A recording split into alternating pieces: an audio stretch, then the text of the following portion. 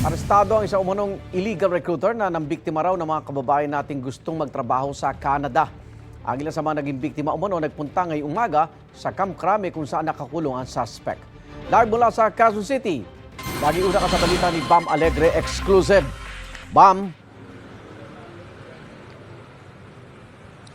Igan, good morning. Kung may mga alok ng easy money o kaya yung mga too good to be true, magdalawang isip at mag-double check dahil malamang sa malamang, ito'y scam. Ito yung nangyari sa ilang mga biktima ng isang illegal recruiter na sa kaputihang palad ay naaresto na ng pulisya. Dumagsa ang mga complainant sa opisina ng Anti-Transnational Crimes Unit sa Camp Crame sa Quezon City kagabi. Nahuli kasi kahapon ng Criminal Investigation and Detection Group o CIDG ang isang hinihinalang illegal recruiter. 27 ang paunang naitalang naloko umano ng suspect. Ang modus niya, kukubra ng pera sa mga biktima kapalit ng hanap buhay sa Canada bilang skilled worker o farmer. Pero kalaunan malalaman nila na walang flight at walang trabahong naghihintay sa kanila. Kagabi nahuli ang suspect sa isang buy-bust operation habang tumatanggap siya ng pera mula sa isa sa mga biktima. Ito po ay mostly makikita ng mga tao sa online, through Facebook. Meron siyang platform. Tapos yung iba naman po, through referral. Napapako po kasi hindi siya licensed recruiter na binigyan ng kaukulang authority ng Department of Migrant Worker po natin. Caught in the act po na sa entrapment operation namin na hinihingan niya po ng pera yung iba pang mga tao na pinangako niyang mapapalakad niya papunta sa Canada. 120,000 hanggang 160,000 pesos ang sinisingil ng suspect sa bawat biktima. Katulad ni Maria, hindi niya tunay na pangalan na lumuwas pa mula Naga City. Mabulaklak daw ang mga pangako pero pagdating sa Maynila, namuti raw ang mata nila kaya hintay sa kanilang flight. 4 silang magkakasamang nagrenta ng isang kwarto sa Pasay.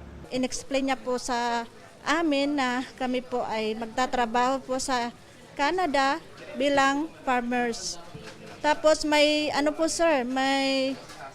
sinabi po siya na malaki po ang sahod doon. Free accommodation, tapos free food po. Pag nakarating na po kami sa Canada, marirefund po namin yung perang nagastos namin. Mula naman sa Sultan Kudarat si Ilana, di niya rin tunay na pangalan. Malaking kita at mabilis na oportunidad ang ipinangako sa kanya ng scammer nang hikayatin daw sila sa baryo nila. Sari-sari ang sinakripisyo niya para mabuno ang perang hinihingi ng illegal recruiter. Umutang ako ng 60,000 sa bayaw ko, tapos 10,000 sa isa kong bayaw. Tapos nag-collateral ako ng isang motor ng anak ko, tapos yung isang titulo ng homeland. Hindi pa hinaharap ng pulisya ang suspect na tumanggap ng pera sa entrapment dahil patuloy ang kanilang follow-up operation, pati ang investigasyon kung ito ba isang organisadong grupo dahil at large pa ang ilan niyang kasamahan. Sa ngayon, nahaharap ang suspect sa kasong illegal recruitment. Kami po ay nananawagan sa ating kababayan na mag-ingat, lalo po sa pag-a-apply papunta sa ibang bansa.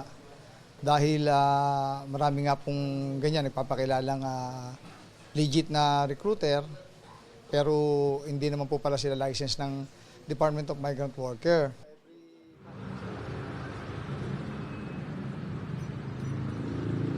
Iyan, panawagan ng pulisya kung may mga posible pang biktima, dumulog raw dito sa opisina ng ATCU CIDG sa Camp Crame. Taon ng balita sa Quezon City, Bam Alegre para sa GMA Integrated News. Igan, mauna ka sa mga balita, mag-subscribe na sa GMA Integrated News sa YouTube para sa iba't ibang ulat sa ating bansa.